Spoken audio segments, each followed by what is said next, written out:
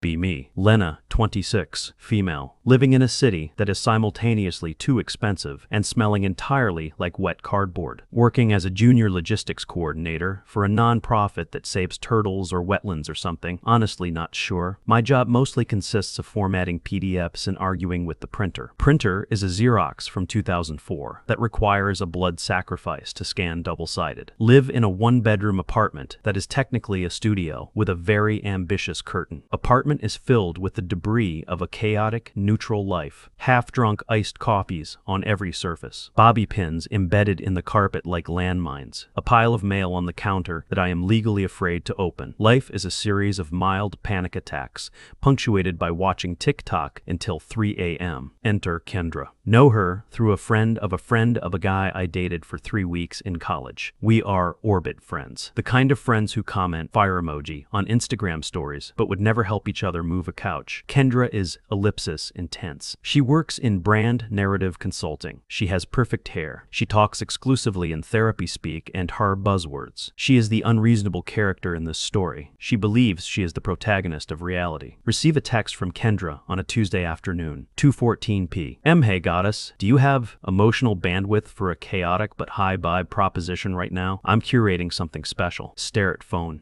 Literally, just trying to get the Xerox machine to recognize paper tray. 2. Reply, sure, what's up? 3 minutes later she calls, doesn't wait for a reply text, just calls. Answer the phone while hiding in the supply closet. Kendra, okay, so, I've been doing a lot of shadow work lately. Oh God. And I realize that Andrew and I are stagnating in our binary dynamic. We need an energy disruptor. Andrew is her boyfriend. I have met him twice. He is tall. He has dark hair. He works in structural engineering or architecture. He has the eyes of a man who has listened to a lot of podcasts about attachment theory against his will. Okay, I say, leaning against a stack of toner cartridges. I want to gift him an experience, she says. An experience with you. Silence. The Xerox machine beeps loudly in the distance. Are you asking me to have a threesome, Kendra? God, no, Lena, don't be so reductive. I'm talking about a shared, intimate, energetic container. A dinner, maybe drinks, a vibe check. If something happens, it happens, but it's about the flow. She frames it like she's inviting me to a Tupperware party, says she picked me because I'm safe. You have such a grounded, neutral aura, she says. You're not threatening to the ecosystem I've built with Andrew. Gee, thanks. Should say no. Absolutely should say no. But my rent is due in 4 days and I am lonely and bored and the Xerox machine is broken. And honestly, Andrew is hot, in a tired dad energy kind of way. Okay, I say. I'm down for dinner. Amazing. I'll send a calendar invite. Please review the attached Google Doc regarding boundaries and safe words, just in case. She actually sends a Google Doc. It has a table of contents. Fast forward to Friday. The event. Meet them at a tapas place downtown. Of course it's tapas. Maximum logistical complexity for food consumption. I am wearing a black dress that I bought at Target 3 years ago. It has a stain on the hem that I colored over with a Sharpie. Kendra looks like she just stepped out of a Vogue photo shoot for corporate boho. Andrew looks like he wants to die. He is wearing a button-down shirt that is slightly too tight in the shoulders. He stands up when I walk in. Hey Lena, he says. Voice is deep, gravelly, weirdly steady. Kendra immediately intervenes. Andrew, let her land. Let her arrive in the space. She guides me to the chair, rearranges the silverware, calls the waiter over, orders for the whole table without asking us. We'll do the patatas bravas, the octopus, the olives, and 3 glasses of your most biodynamic red. She turns to me. So Lena, how is your journey going? Are you still at that place with the turtles? It's wetlands, I say. Right. Wetlands. Very fluid, very uterine. Drink my biodynamic wine in 1 gulp. The night is a disaster of micromanagement. Kendra directs the conversation like a traffic cop. Every time Andrew and I find a rhythm, she blows the whistle. Andrew asks me about my car. It's a 2008 Honda Civic that makes a noise like a dying seal. Oh yeah. The alternator is shot, I say. I can take a look at it, Andrew says. I'm good with. Andrew, Kendra interrupts. Let's not get bogged down in logistics. We're here to connect. Ask Lena about her dreams. Andrew looks at me. I look at Andrew. We share a look. It is the look of two hostages communicating via blink code. Later in the night, Kendra goes to the bathroom to freshen her aura. Silence falls over the table. It's heavy. Thick. Andrew picks up an olive. "I'm sorry," he says. She read a book. The Ethical Slut. Or maybe it was a blog post. I don't know. He looks tired. Not physically tired. Soul tired. "It's fine," I say. "The octopus was good." He smiles. It's a small smile. Barely there. But it changes his whole face. "You have Sharpie on your dress," he says. Freeze. Look down. Yeah. Spilled bleach. Improvised. He laughs. Actual laugh. Resourceful. I like it. Kendra comes back. She senses the vibe shift immediately. Her eyes dart between us. "The energy feels prickly," she announces. "Let's get the check. I think we've reached our saturation point for the evening." We leave. Standing on the sidewalk. Awkward wind blowing trash around our ankles. Kendra hugs me. It's a long, lingering hug where she breathes into my neck. "Thank you for holding space with us," she whispers. Andrew just nods. "Drive safe, Lena." Drive home. Sit in my car for 20 minutes, staring at the steering wheel. Feel weirdly hollow. Go inside. Eat cold pizza. Watch 3 hours of hydraulic press videos. Assume that is the end of it. Filed under weird shit that happened in my 20s. 2 weeks pass. Life continues its mediocrity. Printer at work actually catches fire. Minor flames. Have to fill out an incident report. Boss yells at me for misusing office equipment. Cry in the bathroom for 10 minutes. Wipe face with rough brown paper towel. Go back to desk. Scroll Instagram. See a post from Kendra. Photo of an airport terminal. Taking a solo retreat to Sedona to reconnect with my ancestral timeline. Andrew is holding down the fort. Silence is a nutrient. She's gone. That night. Tuesday. 8:45 p.m. phone buzzes. Notification. Andrew has sent you a friend request. Heart does a weird flippy thing. Accept. Message immediately. Hey. Saw Kendra is off eating silence in Sedona. See the typing bubbles. They appear. Disappear. Appear again. Yeah. Silence is expensive, apparently. Snort laugh. Reply. How are you holding down the fort? Any energetic breaches? Just the cat. She refuses to acknowledge my authority. We text for an hour. Dumb stuff. About his job, he designs parking structures, which is surprisingly complex. About my job, the printer fire. Wait, he texts. You actually set it on fire? It was a structural failure. I reply. I need to see this. See what? The printer is melted. No, you. I need to see the arsonist. Pause. Stomach drops. This is it. This is the line crossing. Kendra is in Sedona. She considers me safe. She thinks I am a non-threatening NPC in her life simulation. Reply, I have cheap wine and a radiator that clanks. On my way. He arrives in 20 minutes. He's wearing a hoodie. Looks younger, less burdened, comes into my apartment. Looks around at the mess, the pile of laundry on the chair, the stack of unread mail, the half-dead succulent on the windowsill. Nice, he says. Lived in. It's a disaster, I say. It's real, he says. He walks over to me. No hesitation, no holding space. No checking the temperature. He just puts his hands on my waist and kisses me. It's not a movie kiss. It's hungry, desperate, teeth clashing slightly. He tastes like mint and something metallic. We stumble back onto the couch, knock over a stack of magazines, don't care. Later, lying on the floor because my bed is covered in clean laundry I haven't folded, staring at the ceiling cracks. He's smoking a cigarette out the window. I didn't know you smoked, I say. I don't, he says. Kendra hates it. Says it clouds the pineal gland. He takes a drag. She thinks she knows you. He says, yeah, she said. You were manageable. That's the word she used. Ouch. Manageable, I repeat. Yeah, like a houseplant. Or budget. He turns to look at me, eyes dark. You're not manageable, Lena. It sounds like a compliment. It feels like a curse. Stayed the night. Woke up at 6 a.m. He has to go to work. He fixes my radiator before he leaves. Literally. Gets a wrench from his car. Bangs on the pipes. Bleeds the valve.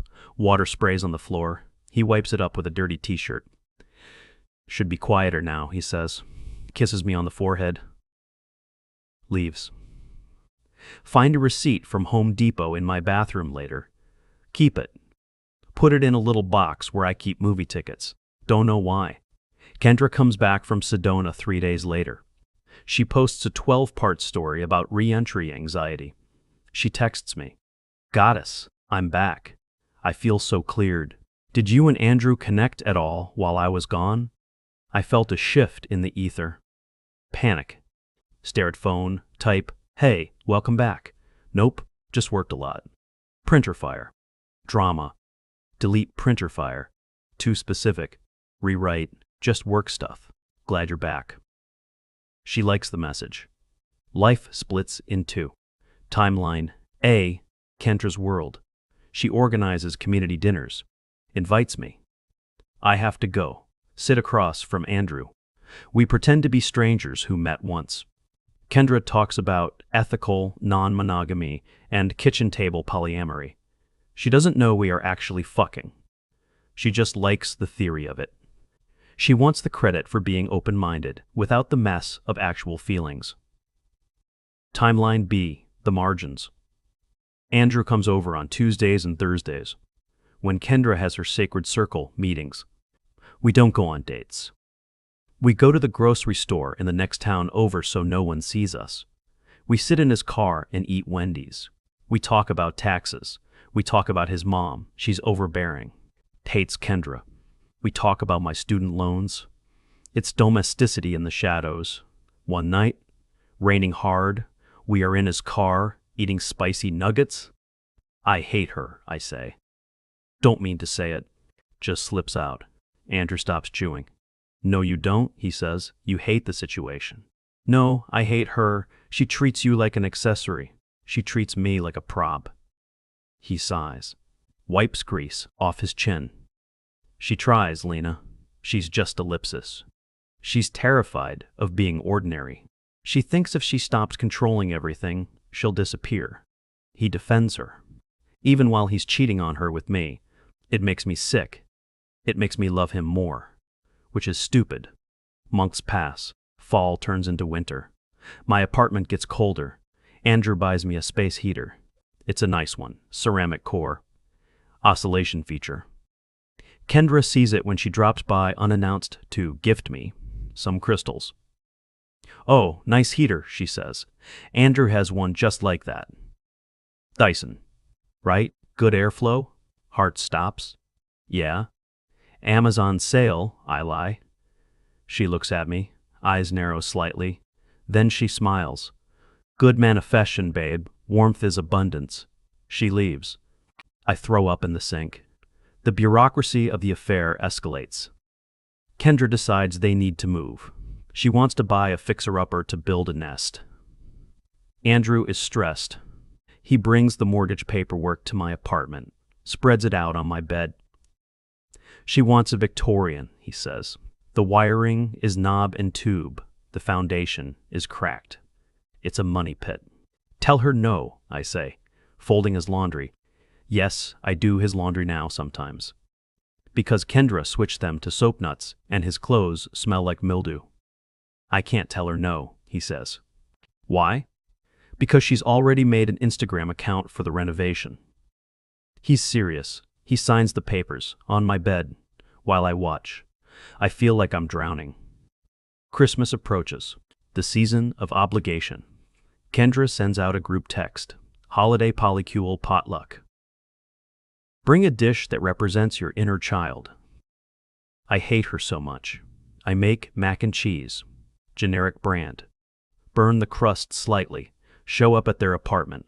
It's pristine. Smells like sage and expensive anxiety. Andrew was wearing a sweater Kendra clearly bought him. It's itchy, I can tell. There are other people there. A guy named Nolan who teaches movement medicine. A girl named Madeline who stares at me like she knows. We eat. Kendra makes a toast. To chosen family, she says, raising a glass of kombucha.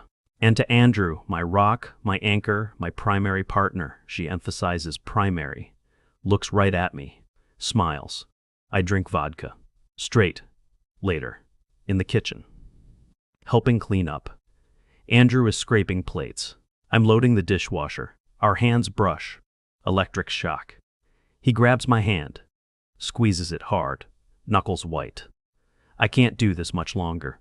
He whispers. Then leave her. I hiss. It's not that simple. It is that simple. Pack a bag. Walk out the door. He looks at me. Eyes sad. Defeated. The lease is in both our names. Her dad co-signed the loan for my truck. Our insurance is bundled. Logistics. The true enemy of romance. Insurance bundles. You're a coward, I say. He drops my hand. Yeah, he says. I know. January, the darkest month. My car finally dies. Transmission falls out on the highway. Literally falls out. Clunk. Smoke. Tow truck driver is named Dennis. Dennis smells like pine trees and cynicism. It's dead, darlin', Dennis says. Cost more to fix than it's worth. Stranded. No money for a new car. Panic. Call Andrew. Goes to voicemail. Call him again. Voicemail. Remember. It's Tuesday. Kendra's digital detox. Night. No screens allowed after 6 p.m. I am alone. Sit on the curb outside the repair shop. Cry. Ugly cry. Snot and everything. Call my mom. Mom lives in Ohio. Lena? Why are you crying? My car died. Oh, honey. Well, your Uncle Ronald has that old Buick. I can't drive the Buick, Mom. It smells like mothballs and racism. Beggars can't be choosers. Are you seeing anyone? Maybe he can help. No, I'm not seeing anyone. Lie. Massive lie. Hang up. Uber home. Cost $45. Account overdrafts. Sit in dark apartment. Eat stale crackers. Realize this is rock bottom. Next day. Andrew calls. Hey, saw your missed calls. Everything okay? Car died. I say. Voice flat. Shit. Where is it? Scrapyard. I can come get you. Drive you to work. No. Lena. No. Kendra will notice the mileage, or the gas, or the smell of my cheap perfume. Silence. I'm sending you money, he says. Don't you dare. I'm sending it. Venmo. Phone dings. $500. Memo line for the tacos. Send it back. He sends it again. Send it back. He shows up at my work. Middle of the day. Walks right past the receptionist. Comes to my desk. I am stapling packets. Take the money, he says. People are looking. My boss, Patricia, looks over her glasses. Is there a problem here? No, I say. Yes, Andrew says. She needs a car. I'm lending her one. He drops a set of keys on my desk.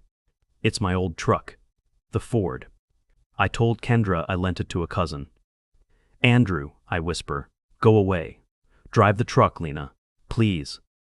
He leaves. Everyone is staring. Patricia raises an eyebrow. He's cute. Is he the one who set the printer on fire? No. That was me. Take the keys. Drive the truck. It smells like him. Leather and old coffee. Cry again. I am crying a lot lately. February. Valentine's Day. The apocalypse. Kendra posts a photo, her hand, a ring, a modest, ethically sourced, vintage sapphire ring. Caption, we said yes to forever, choosing each other in every timeline. Engaged. They are engaged. I find out via Instagram, like everyone else. Throw phone across the room. It hits the wall. Screen cracks. Perfect. Metaphor complete. Don't hear from him for 3 days. Assume it's over. Assume he chose. Timeline, A1. Saturday morning, knocking at my door, loud, insistent. Open it. It's Andrew. He looks wrecked, unshaven, wearing sweatpants, eyes red. You proposed, I say, standing in the doorway, blocking him. I panicked, he says. You panicked and bought a ring. She found the box. I bought it months ago, before ellipsis, before us. I forgot it was in the glove box. She found it while looking for gum. She cried. She assumed. I couldn't ellipsis. I couldn't tell her no. So you're marrying her because you forgot to clean out your glove box? He puts his head in his hands. I feel like I'm in a landslide, he says. I can't stop it. Get out, I say. Andrew, get out. Slam the door, lock it, slide down to the floor, stare at the space heater he bought me. Hate it. Unplug it. Kick it over. March. Kendra asks me to be a bridesmaid. Not maid of honor. That's her soul sister from yoga camp. But a bridesmaid. I want you in the circle, she texts. You're part of our foundation. Sadism. Pure accidental sadism. I say yes. Why? Because I am sick. Because I need to see it happen. Because I want to be there when it burns. Dress fitting. Pastel yellow. The color of dehydration. Standing on a podium. Kendra is critiquing my posture. Tuck your pelvis, Lena. You look like you're apologizing for existing. Maybe I am. Andrew picks us up. We all pile into his car. Kendra in the front. Me in the back. Like a child. Like a dog. Kendra holds his hand. Talks about the floral arrangements. I want dried pampas grass. Very desert chic. Very mortal. Andrew looks in the rearview mirror. Catches my eye. Holds it. Almost runs a red light. Kendra screams. Andrew, pay attention. You're scatterbrained lately. Are you Mercury retrograde? Sorry, he mutters. Just tired. April. The breaking point. Not a dramatic confrontation. Not a gunfight. A tax audit. Literally. Kendra and Andrew are filing jointly for some reason involving the house. Kendra is going through his statements. She finds the Venmo transactions. Not the $500 to me, I never took it, but the small ones. Uber rides to my neighborhood. Grocery store charges in my town. Gas station charges near my apartment. She is a detective of data. She confronts him. I am not there, but I get the call. 11:30 p.m. Tuesday. Phone rings. It's Kendra. Voice is ice. Absolute zero. Lena. Hey. Did you enjoy the Wendy's on March 14th? Freeze. Blood runs cold. What? The Wendy's. $14.56. Andrew's card. Location 2 blocks from your apartment. Time 9:45 p.m. Silence. Kendra. I don't, she says. Just tell me one thing. Was it an energetic connection, or were you just a receptacle? Cruel. So cruel. We talked, I say, voice shaking. We ate nuggets and talked about how much he's scared of you. Click. She hangs up. Phone buzzes again immediately. It's Andrew. She knows. I know she knows. She just called me. I'm coming over. Don't. I'm coming. He arrives. With a bag. A duffel bag. Gym bag. Looks like he packed in 30 seconds. Standing in my living room. It's over, he says. She kicked me out. Told me I was spiritually bankrupt. He laughs. A hysterical sound. I'm free. He looks at me, expectant. Waiting for the hug. Waiting for the movie moment, where I jump into his arms and we rejoice. I look at him. Standing there with his gym bag, in my messy apartment, with the broken Xerox energy, and I feel ellipsis, exhausted, just so tired. I realize something. He didn't leave her. She threw him out. He didn't choose me. He just landed on me, because I was the softest place to fall. You can't stay here, I say. His face falls. What? You can't stay here, Andrew. This isn't a landing pad. I'm not your backup plan. But ellipsis, I love you. Do you? Or do you just love that I don't ask you to do shadow work? He is silent. He knows. Where do I go? He asks. He looks like a child again. I don't know. I say, hotel, friend, mom's house. Andrew, please. No. It's the hardest word I've ever said. Harder than, I love you. Harder than, goodbye. Go figure out your life, I say. Then, maybe if you're actually single. If you're actually free. Call me. But not tonight. He stares at me. Long time. Nods. Slowly. Picks up the bag. Okay, he says. Okay. He walks out. Door closes. Lock clicks. Stand there. Listen to his footsteps fade. Listen to the truck start. Engine rumbles. Fades away. Alone. Look around apartment. See the space heater he bought. See the receipt in the box. See the hoodie he left on the chair last week. Grab the hoodie, bury face in it, smell him, cry for exactly 5 minutes. Then stop. Wipe face. Walk to the kitchen. Open the fridge. Take out a bottle of wine. Pour a glass. Sit down at the table. Open laptop. Pull up Craigslist. Search apartments for rent. Search used cars under $5,000. Search how to fix a Xerox machine. Drink wine. It tastes cheap. It tastes like mine. Phone buzzes. Text from Andrew. I'm at a Motel 6. It smells like smoke. Don't reply. Text from Kendra. I forgive you. Blocking you from my own vibrational alignment. Block her first. Laugh. Out loud. In the empty room. Take a sip. Click next page. On Craigslist. Life goes on. Messy. Broken. Mine.